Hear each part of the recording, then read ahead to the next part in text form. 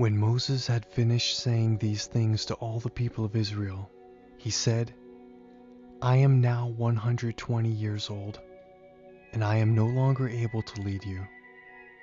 The Lord has told me that I will not cross the Jordan River, but the Lord your God himself will cross over ahead of you.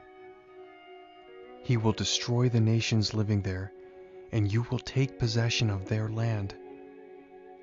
Joshua is your new leader, and he will go with you just as the Lord promised. The Lord will destroy the nations living in the land just as he destroyed Sihon and Og, the kings of the Amorites. The Lord will hand over to you the people who live there, and you will deal with them as I have commanded you. Be strong and courageous. Do not be afraid of them. The Lord your God will go ahead of you. He will neither fail you nor forsake you. Then Moses called for Joshua, and as all Israel watched, he said to him, Be strong and courageous, for you will lead these people into the land that the Lord swore to give their ancestors. You are the one who will deliver it to them as their inheritance. Do not be afraid or discouraged, for the Lord is the one who goes before you. He will be with you. He will neither fail you nor forsake you. So Moses wrote down this law and gave it to the priests who carried the ark of the Lord's covenant, and to the leaders of Israel. Then Moses gave them this command: At the end of every 7th year, the year of release, during the festival of shelters, you must read this law to all the people of Israel when they assemble before the Lord your God at the place he chooses. Call them all together, men, women, children, and the foreigners living in your towns, so they may listen and learn to fear the Lord your God, and carefully do all the terms of this law. Do this so that your children who have not known these laws will hear them and will learn to fear the Lord your God. Do this as long as you live in the land you are crossing the Jordan to occupy. Then the Lord said to Moses, The time has come for you to die. Call Joshua and take him with you to the tabernacle, and I will commission him there.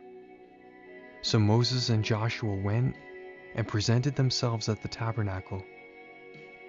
And the Lord appeared to them in a pillar of cloud at the entrance to the sacred tent.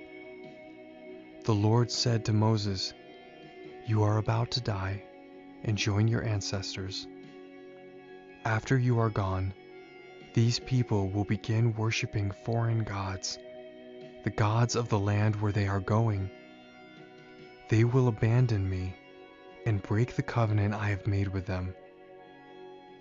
Then my anger will blaze forth against them. I will abandon them, hiding my face from them, and they will be destroyed. Terrible trouble will come down on them, so they will say, These disasters have come because God is no longer among us. At that time I will hide my face from them on account of all the sins they have committed by worshiping other gods. Now write down the words of this song and teach it to the people of Israel. Teach them to sing it, so it may serve as a witness against them. For I will bring them into the land I swore to give their ancestors, a land flowing with milk and honey. There they will become prosperous. They will eat all the food they want and become well nourished. Then they will begin to worship other gods. They will despise me and break my covenant. Then great disasters will come down on them, and this song will stand as evidence against them, for it will never be forgotten by their descendants. I know what these people are like, even before they have entered the land I swore to give them. So that very day Moses wrote down the words of the song and taught it to the Israelites. Then the Lord commissioned Joshua son of Nun with these words: Be strong and courageous. You must bring the people of Israel into the land I swore to give them. I will be with you. When Moses had finished writing down this entire body of law in a book, He gave these instructions to the Levites who carried the ark of the Lord's covenant.